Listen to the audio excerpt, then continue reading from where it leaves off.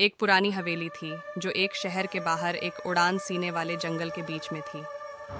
कहानी के मुताबिक उस हवेली में एक भटकती आत्मा रहती थी। लोग कहते थे कि रात के वक्त हवेली के अंदर कुछ अजीब आवाजें आती थीं और कुछ लोगों ने आत्मा को देखा भी था। एक दिन 3 दोस्तों ने फैसला किया कि वो हवेली में रात गुजारेंगे और हमें भटकती आत्मा को ढूंढेंगे। उन तीनों का नाम राहुल, अंजलि और रोहन था।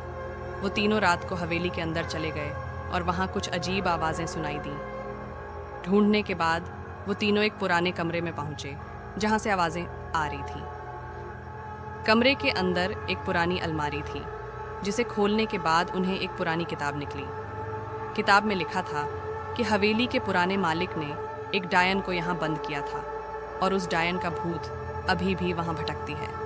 फिर भी उन तीनों को लगा कि कमरे के कोने में कुछ हिला रहा है। राहुल ने बहुत हिम्मत जुटाई और उसे कोने की तरफ बढ़ा दिया, पर वहाँ कुछ नहीं था।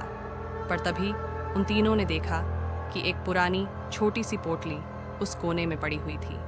रोहन ने उस पोटली को उठाया और खोलने की कोशिश की, पर जैसे ही पोटली खोली उन तीनों को एक भयानक गाल सुनाई दी। उन तीनों को लगा जैसे उनकी जान ही निकल गई हो, और तभी वो तीनों अचानक से अपने घर की ओर भाग गए। जब वो तीनों शाम को हवेली से निकले तो उन्होंने देखा कि उन तीनों के पीछे कुछ अजीब चीजें थीं। पर उन तीनों ने तब तक भागते भागते अपने घर पहुंचना चाहा कि उन तीनों को एक भटकती आत्मा ने पकड़ लिया।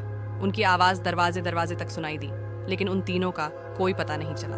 वो तीनों कभी वापस नहीं मिले और उस हवेली के बारे में कई और कहानियां फैल गईं।